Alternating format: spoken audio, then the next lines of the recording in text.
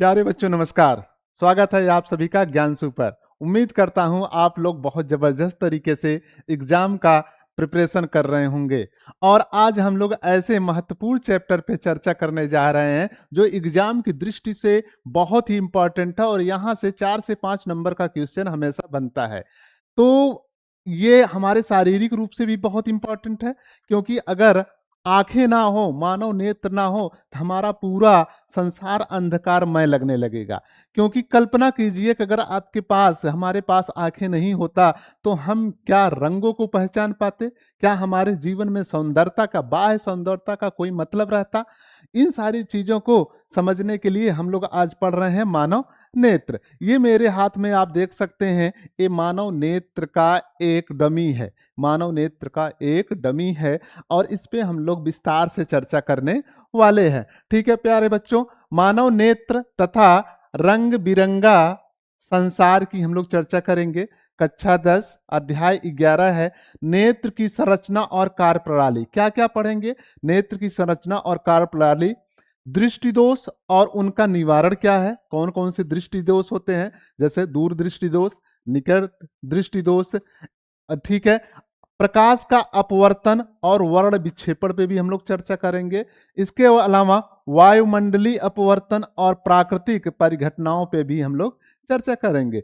यहाँ आप देख सकते हैं एक ही मानव नेत्र का, ठीक है, मानव नेत्र दिखाया गया है और प्रकाश की संरचनाओं को भी दिखाया गया है, जो प्रकाश होता है कैसे इफेक्ट करता है। अगर हम लोग नेत्र की बात करें, ये एक नेत्र है और नेत्र के कौन कौन से भाग होते हैं उस पे भी हम लोग चर्चा कर रहे हैं। ठीक है, नेत्र में 3 लेयर होता है, 3 परत होता है। जो बाहर का परत होता है प्यारे बच्चों, इसे कहते हैं दृढ़ पटल। क्या कहते हैं? दृढ़ पटल। ये वाला जो बाहर वाला होता है इसे हम लोग कहते हैं दृढ़ पटल कहते हैं।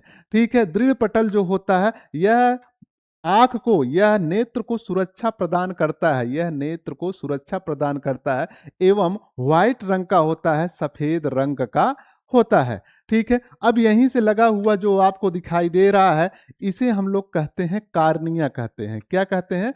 कार्निया कहते हैं। कार्निया पारदर्शी होता है, इसके आर पार देखा जा सकता है और इसी के द्वारा प्रकाश आंख के अंदर जा रहा है और इसमें रक्त का परिवहन नहीं होता है।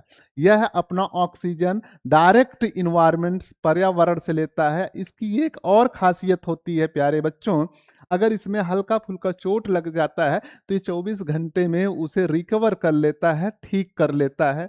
और सबसे महत्वपूर्ण जो एग्जाम में पूछा जाता है कि नेत्र का वह कौन सा भाग है जिसे हम दान करते हैं, तो इसी कार्निया को करते हैं। किसको करते हैं? कार्निया को करते हैं। ठीक है प्यारे बच्चों, अब अगर कार्निया के बाद वाला जो भाग है इसको हम लोग कहते हैं मध्य भाग कहते हैं। मध्य भाग कहते हैं रक्तक पटल। क्या कहते हैं प्यारे बच्चों? रक्तक पटल कहते हैं। ठीक है, रक्तक पटल कहते हैं। और ये जो दिखाई दे रहा है इसे हम लोग कहते हैं आइरिस। क्या कहते हैं? आइरिस कहते हैं। और बीच में ये जो दिखाई दे रहा है ये है पुतली। आइरिस और पुतली। आइरिस के बारे में पहले हम लोग जान लेते हैं। आइरिस जो होता है ये कैमरे के डायाफ्राम की तरह काम करता है, मतलब ये पुतली को नियंत्रित करता है, पुतली को नियंत्रित करता है। और सबसे महत्वपूर्ण प्यारे बच्चों, इसी आइरिस के कारण हमारी आंखें नीली, काली, भूरी होती हैं। नीली, काली, भूरी किसके कारण होती है? इसी आइरिस के कारण। इसी को परितारिका भी कहते हैं। आइरिस को ही क्या कहते हैं? परितारिका भी कहते हैं। इसके अलावा जब हम लोग कहीं एग्जाम देने जाते हैं वहां पर जो हमारा स्कैन होता, आंखों का स्कैन होता है, वो नेत्र का, आइरिस का ही होता है।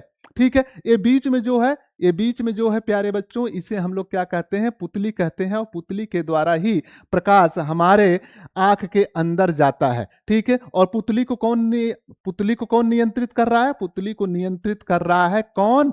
आइरिस कर रहा है। हाँ, एक कंफ्यूजन आपको होता है, बार बार प्रश्न पूछा भी जाता है कि प्रकाश को कौन नियंत्रित करता है। प्यारे बच्चों, प्रकाश को नियंत्रित पुतली करता है, लेकिन पुतली को नियंत्रित कौन करता है? आइरिस करता है, परितारिका करता है। ठीक है, इसके अंदर का जो भाग होता है इसके अंदर का जो भाग होता है या थर्ड लेयर जो आंतरिक लेयर होता है उसे हम लोग क्या कहते हैं, उसे कहते हैं दृष्टि पटल या रेटिना कहते हैं। क्या कहते हैं बेटा, दृष्टि पटल या रेटिना कहते हैं। और देखिए ये क्या है, ये पारदर्शी उत्तल लेंस है, पारदर्शी उत्तल लेंस पाया जाता है, इसे हम लोग क्या कहते हैं, दृष्टि पटल कहते हैं। दृष्टि पटल पे ही यहाँ पे प्रकाश जब आता है, यहाँ दृष्टि पटल पे ही या रेटिना पे ही चित्र बनता है, रेटिना पे ही प्रतिबिंब बनता है।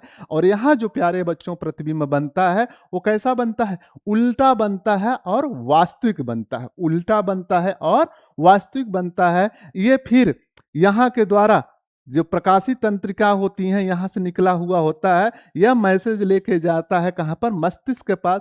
मस्तिष्क में उसका समन्वय होता है और वहां पर उस उल्टे चित्र को सीधा कर दिया जाता है और हमें वस्तुएं कैसे दिखाई देती हैं, सीधा दिखाई देती हैं।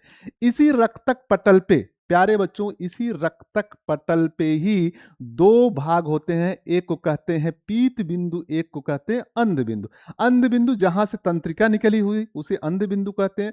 पीत बिंदु पे सबसे जबरदस्त तरीके का प्रतिबिंब बनता है। ठीक है प्यारे बच्चों, उम्मीद है कि आप डमी के माध्यम से बहुत अच्छा से समझे होंगे। आते हैं फिर हम लोग यहाँ पे। ठीक, यहां पर देखिए मानव नेत्र एक प्राकृतिक कैमरा की तरह कार्य करता है। क्या करता है, मानव नेत्र एक प्राकृतिक कैमरे की तरह। कैमरा क्या होता है, किसी चीज का फोटो लेता है, लेकिन वो अगर उसमें मेमोरी ना लगाया जाए तो वो हमेशा के लिए सेव नहीं करता। लेकिन हमारी आंखें जो होती हैं वो एकदम कैमरा होती हैं, फोटो खींची उसके बाद कहाँ दे दी, दिमाग को दे दी वो फोटो, और दिमाग उसे सहेज के रखे रहता है। ठीक है, यहाँ पर देखिए ये कार्निया जो हमने आपको दिखाया था, ये वाला जो भाग होता है इसे हम लोग क्या कहते हैं, कार्निया कहते हैं। ठीक प्यारे बच्चों, क्या कहते हैं, कार्निया कहते हैं। और यहां पर देखिए ये बीच वाला पुतली है, परितारिका। परितारिका का मतलब आइरिस, जो हमने आपको बताया आइरिस। और ये क्रिस्टली लेंस, ये उत्तल क्रिस्टली लेंस होता है। उसके बाद ये सीलियरी मांसपेशियां हैं। सीलियरी मांसपेशियां बहुत ही इंपॉर्टेंट होती हैं। ये लेंस को नियंत्रित करके छोटा बड़ा करके फोकस दूरी हमेशा कहाँ बनाता है, यहाँ। यहाँ मतलब दृष्टि पटल पे, और हमेशा दृष्टि पटल पे ही या रेटिना पे ही चित्र बनता है। जब कभी यह गड़बड़ हो जाता है, ये सीलरी मांसपेशियां काम ठीक से नहीं कर पाता, तो कभी चित्र आगे बनने लगता है, प्रतिबिंब आगे बनने लगता है, कभी पीछे बनने लगता है। तो इसे हम लोग कहते हैं नेत्र दोष हो गया है, नेत्र दोष हो गया, जैसे निकट दृष्टि दोष या दूर दृष्टि दोष। यहां पर पीत बिंदु, पीत बिंदु पे ही सबसे स्पष्ट प्रतिबिंब बनता है। अंध बिंदु, जहां से नेत्र स्नायु या तंत्रिका निकली है वहां पर कोई प्रतिबिंब नहीं बनता है, वो सूचना को मस्तिष्क तक पहुंचाने का काम करता है। ठीक है, परितारिका, परितारिका ही किसका काम करता है, डायाफ्राम की तरह काम करता है। ठीक है प्यारे बच्चों, यह एक संवेदनशील ज्ञानेंद्रिय है जो कैमरे की भांति कार्य करता है। नेत्र की हम लोग बातें कर रहे हैं। नेत्र का जो व्यास होता है प्यारे बच्चों वो 2.3 सेंटीमीटर होता है, और यह एक गोलाकार होता है। नेत्र कैसा होता है, गोलाकार होता है। ठीक, इसमें उत्तल लेंस होता है। यहां पर महत्वपूर्ण बात है, इसमें उत्तल लेंस होता है, इसको हमेशा याद रखेंगे क्योंकि एग्जाम में पूछा जाता है। तो यहां पर मैं इंपॉर्टेंट का चिन्ह लगा दिया हूं, ये याद रखेंगे प्यारे बच्चों कि इसमें जो हमारे नेत्र में लेंस पाया जाता है वो कौन सा लेंस है, उत्तल लेंस है, जो वास्तविक और उल्टा। प्यारे बच्चों, जो हमारे नेत्र में प्रतिबिंब बनता है वो कैसा बनता है, वास्तविक बनता है, और कैसा बनता है, उल्टा बनता है। वास्तविक और उल्टा बनता है। प्यारे बच्चों, इसको आप याद रखेंगे कि हमारे नेत्र में जो प्रतिबिंब बनता है कैसा बनता है, वास्तविक और उल्टा। लेंस कौन सा है, उत्तल लेंस। प्रतिबिंब एक प्रकाश संवेदी पर्दे पर बनता है जिसे रेटिना कहते हैं। प्रतिबिंब कहां बन रहा है, रेटिना पर बन रहा है, रेटिना पर बन रहा है। ठीक, अगर नेत्र के प्रमुख भाग की बात की जहां से प्रकाश प्रवेश कर रहा है, जैसे ये कार्निया है, नेत्र का पारदर्शी सामने वाला भाग जहां से प्रकाश सबसे पहले नेत्र में प्रवेश करता है, ये वाला भाग। प्यारे बच्चों, जो ये वाला भाग है आप देख सकते हैं, इसे हम लोग क्या कह रहे हैं, इसे हम लोग कह रहे हैं कार्निया। और सबसे पहले इसी के द्वारा प्रकाश इंटर कर रहा, प्रवेश कर रहा आंख में। परितारिका, इसी को हम लोग आइरिस कहते हैं। गहरा पेशीय डायाफ्राम जो पुतली के आकार को नियंत्रित करता है। अभी हमने बताया पुतली के आकार को नियंत्रित करने के लिए कौन होता है? आइरिस होता है, जबकि प्रकाश को नियंत्रित करने के लिए पुतली होता है। इतना याद रखिएगा, ठीक है। पुतली परितारिका के बीच का छिद्र जो नेत्र में प्रवेश करने वाले प्रकाश की मात्रा को नियंत्रित करता है, ठीक है। कैसा दिखाई देता है? काली दिखाई देती है। जो आपके बीच में काला दिखाई देता है वही क्या है? पुतली है। और उसी पुतली के द्वारा प्रकाश नेत्र के अंदर प्रवेश कर रहा है। और पुतली को कौन नियंत्रित करता? आइरिस, परितारिका नियंत्रित करता है। और प्रकाश को कौन नियंत्रित कर रहा है? पुतली नियंत्रित कर रहा है। इसको आप नहीं भूलेंगे, कंफ्यूज नहीं होंगे, ठीक है। नेत्र के प्रमुख भाग फोकस और प्रतिबिंब, ठीक है। ये अभिनेत्र लेंस है, ठीक। नेत्र क्या है? उत्तल लेंस है। दृढ़ तंत्रिका जो ऐसी तंत्रिका जो सूचना कहां पे ले जाकर रहा है? ब्रेन पे। कहां ले जा रहा है प्यारे बच्चों? ब्रेन में। और ये रेटिना क्या है? जहां पर प्रतिबिंब बन रहा है, ठीक है प्यारे बच्चों। अभिनेत्र लेंस जेली जैसे पारदर्श पदार्थ से बना रेशेदार उत्तल लेंस जो रेटिना पर प्रकाश केंद्रित करता है। कहां पर? रेटिना पर प्रकाश केंद्रित करता है, क्योंकि प्रतिबिंब वही बनना है।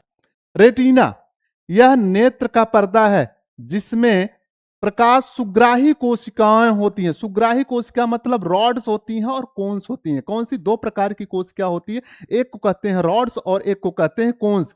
इसे दंड और शंकु, दंड कोशिका और शंकु कोशिका भी कहते हैं। दंड कोशिका और शंकु कोशिका कहते हैं। रॉड का काम जो होता है यह रात को देखने के लिए जिम्मेदार है। और शंकु का, ठीक है, जो कोन्स होते हैं वो दिन को देखने के लिए जिम्मेदार होते हैं। लेकिन हम लोगों में दोनों पाया जाता है, इसलिए मानव जो होता है रात को भी देख पाता है, दिन को भी देख पाता है। लेकिन अगर उदाहरण के रूप में उल्लू को देखें, जो उल्लू होता है, उल्लू में कौन सा नहीं पाया जाता? कोन्स नहीं पाए जाते, रॉड पाया जाता है। इसलिए वो रात को तो देखता है लेकिन दिन को नहीं देख पाता। जबकि अगर मुर्गे की हम लोग बात करें, मुर्गे में कोन्स पाया जाता है, रॉड नहीं पाया जाता है, इसलिए वो रात को नहीं देख पाता है, दिन को देख पाता है, ठीक है प्यारे बच्चों। दृढ़ तंत्रिका यह रेटिना पर बने प्रतिबिंब के संकेतों को मस्तिष्क तक पहुंचाता है। यह दृढ़ तंत्रिका जो होता है, जो यहाँ पर चित्र बन चुका है, प्रतिबिंब बन चुका है, उस प्रतिबिंब को कहां पर पहुंचा रहा है? मस्तिष्क को पहुंचा रहा है। और मस्तिष्क पर ही आपका जो चित्र प्रतिबिंब बना है उसे सीधा किया जाता है, ठीक है प्यारे बच्चों। अब अगर समंजन क्षमता की बात करें तो अभिनेत्र लेंस की अपनी फोकस दूरी को समायोजित करने की क्षमता को क्या कहते हैं? समंजस क्षमता। क्योंकि यहां पर आप प्यारे बच्चों देखते हैं वस्तु चाहे जहां पे हो लेकिन प्रतिबिंब कहां बनता है? रेटिना पे बनता है। तो इसे कौन कर रहा है? सामंजस्य क्षमता, मतलब सिलियरी मांसपेशियों के द्वारा नेत्र को छोटा या बड़ा करके, नेत्र लेंस को समायोजित करके जो हमेशा प्रतिबिंब कहां बनाया जा रहा है? रेटिना पे, ठीक है। फोकस दूरी को मेंटेन किया जा रहा है, इसी को हम लोग क्या कहते हैं? सामंजस्य क्षमता या समंजन क्षमता कहते हैं। दूर की वस्तु पछमावी पेशियां शिथिल, लेंस पतला, फोकस दूरी बढ़ जाती है। फोकस दूरी क्या होती है? बढ़ जाती है। दूर की वस्तुएं हमें दिखाई देती हैं, जैसे यहाँ पे शिथिल पेशियां, पतला लेंस हो जाएगा। अब यहाँ क्या हो जाएंगी? फोकस दूरी बढ़ जाएगा, ठीक है। निकट की वस्तु अगर है, पछमावी पेशियां सिकुड़ती हैं, पछमावी से सिकुड़ गई, ठीक है। लेंस मोटा हो गया, मीन्स लेंस क्या हो जाएगा? मोटा हो जाएगा। फोकस दूरी घट जाएगी, फोकस दूरी क्या हो जाएगी? घट जाएगी, जिससे अब यहां पर क्या बन गया? प्रतिबिंब बन गया निकट वस्तु के लिए, ठीक है। समान दृष्टि, निकट बिंदु, मतलब सबसे निकट हम लोग कितना देखते हैं, ये अक्सर एग्जाम में पूछा जाता है, तो प्यारे बच्चों इसको भूलेंगे नहीं। सबसे निकट हम लोग 25 सेंटीमीटर तक देख सकते हैं, सबसे अच्छा। कितना? 25 सेंटीमीटर। बहुत ही इंपॉर्टेंट है, अक्सर एग्जाम में वस्तुनिष्ठ टाइप प्रकार का प्रश्न पूछा जाता है। कितना? 25 सेंटीमीटर। और दूर अगर देखना है, दूर अगर देखना है हम लोगों को, दूर हम लोग अनंत तक देख सकते हैं। तो दूर हम लोग क्या? अनंत तक देख सकते हैं, ठीक है। दूर बिंदु हमारी क्या है? अनंत, इनफाइनाइट है, मतलब बहुत दूर तक देख सकते हैं, उसकी कोई सीमा नहीं है। लेकिन नजदीक की अगर बात करें, नजदीक हम लोग कितना देख सकते हैं? 25 सेंटीमीटर देख सकते हैं। निकट दृष्टि दोष क्या है? निकट दृष्टि दोष क्या है? दूर दृष्टि दोष क्या है? इस पे हम बहुत अच्छे से आपको लेक्चर दिए, लेकिन फिर भी एक बार जान लीजिए। निकट दृष्टि के मतलब होता है जो दोष हो आप में वो वाली वस्तु स्पष्ट दिखाई देगी।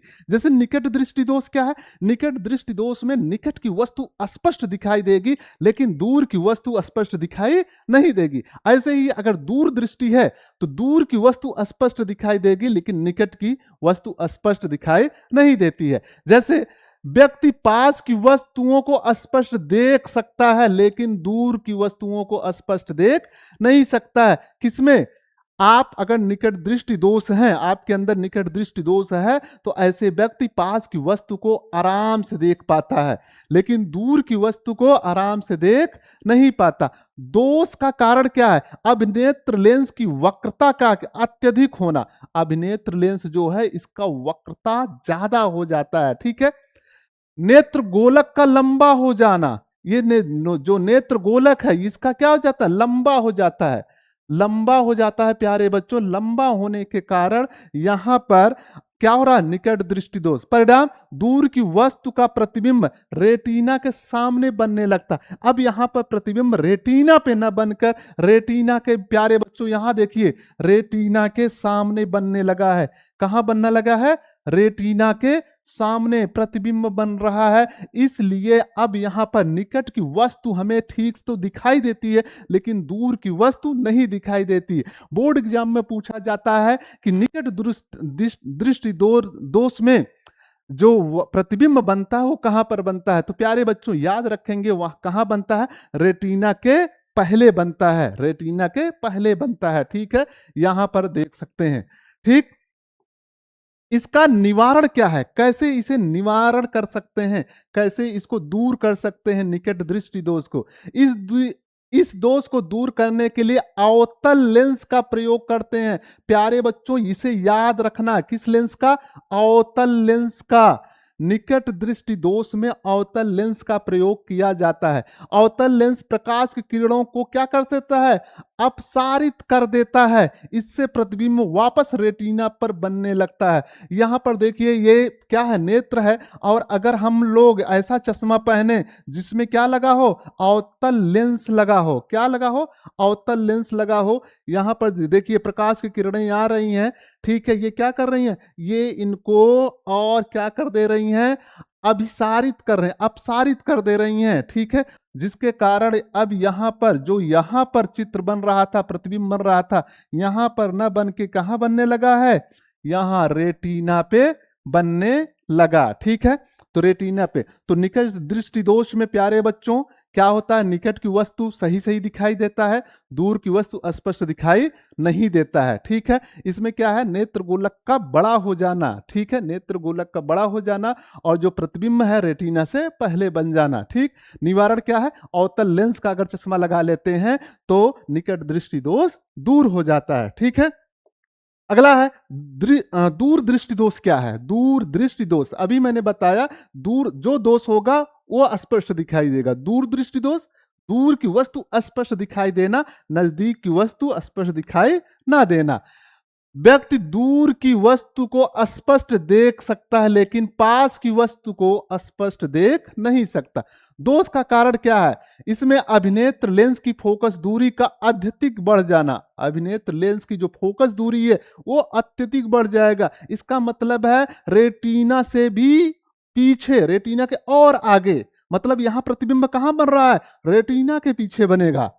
नेत्र गोलक का छोटा हो जाना, जो नेत्र गोलक है देखिए यहां पर ये क्या हो जा रहा है? छोटा हो जा रहा है।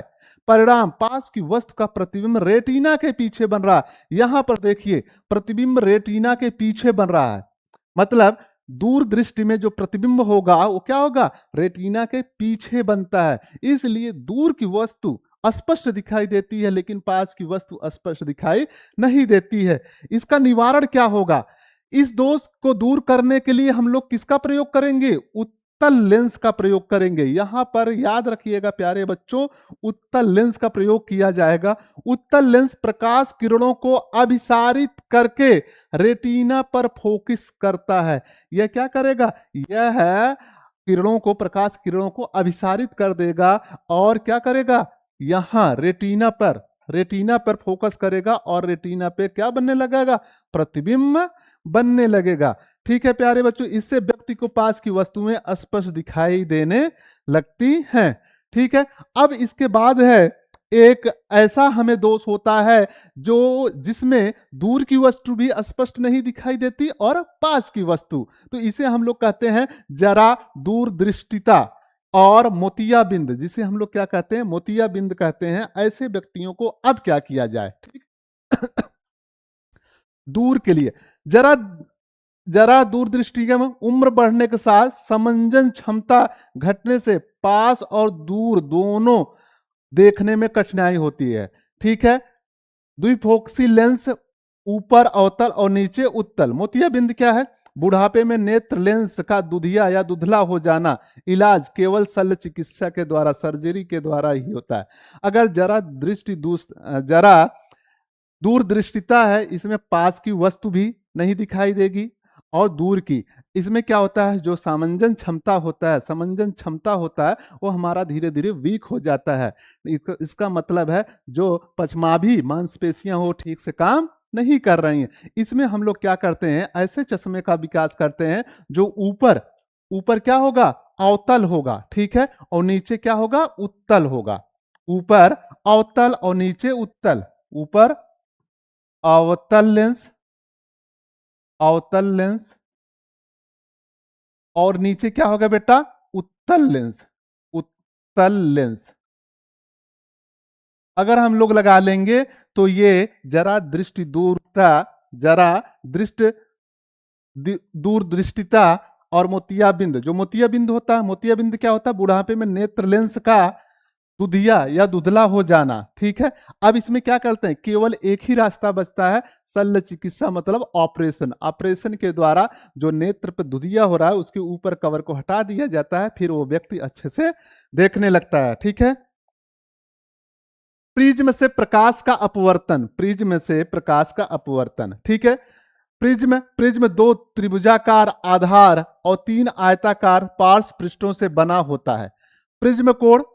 प्रिज्म कोण जो होता है प्यारे बच्चों, 2 पार्श्व फलकों का बीच का कोण। ठीक है, ये देखिए यहां से यहां के बीच के कोण को हम लोग क्या कहते हैं? देखिए इसे विचलन कोण कहते हैं और इनके बीच के कोण को हम लोग क्या कहते हैं? प्रिज्म कोण कहते हैं। विचलन कोण आपतित किरण और निर्गत किरण के बीच का कोण, आपतित किरण और निर्गत किरण के बीच के कोण को हम लोग क्या कहते हैं? आपतित कोण। ठीक, वर्ण विक्षेपण क्या है? वर्ण विक्षेपण श्वेत प्रकाश का अपने 7 अवयवी रंगों में विभक्त होना, इसे हम लोग क्या कहते हैं? वर्ण विक्षेपण कहते हैं। जैसे जो हमारे सूर्य का जो प्रकाश होता है इसमें 7 रंग होता है, लेकिन ये 7 रंग हमें दिखाई नहीं देता। अगर हम इस प्रिज्म से इसको गुजारें तो हम देखेंगे इसमें 7 रंग दिखाई देता है। जैसे यहाँ पर देखिए ये श्वेत प्रकाश है, जब प्रिज्म से टकराता है, ठीक है, यहाँ पर लाल नारंगी, पीला, हरा, नीला, जामुनी, बैगनी, ये सारा चीज दिखाई दे रहा है। ठीक है, इसे कहते हैं विब गियोर।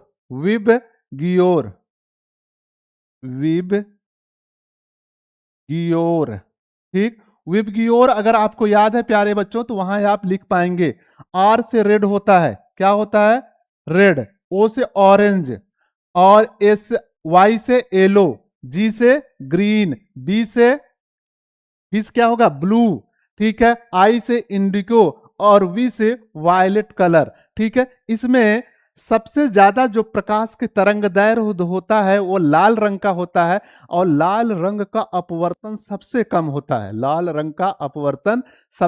होता है। इसीलिए इसको देखेंगे जहां भी खतरे का होता है वहां पर हम लोग लाल रंग का इस्तेमाल करते हैं ताकि वो दूर से दिखाई दे। ठीक है, दूर से दिखाई दे क्योंकि इसका अपवर्तन फैलाव कम होता है। और सबसे ज्यादा किसका होता है? बैगनी रंग का होता है। सबसे ज्यादा बैगनी मतलब सबसे ज्यादा अपवर्तनांक पूछेगा तो क्या बताओगे? बैगनी रंग का। लेकिन सबसे कम तरंग दैर्घ्य होता है, सबसे कम तरंग दैर्ध्य होता है। ठीक है, स्पेक्ट्रम प्राप्त रंगों का बैंड विबग्योर, बैगनी, जामुनी, नीला, हरा, पीला, नारंगी, लाल। ठीक है, बैगनी विचलन सबसे अधिक, विचलन का मतलब अपवर्तनांक सबसे ज्यादा है, सबसे ज्यादा मुड़ता है।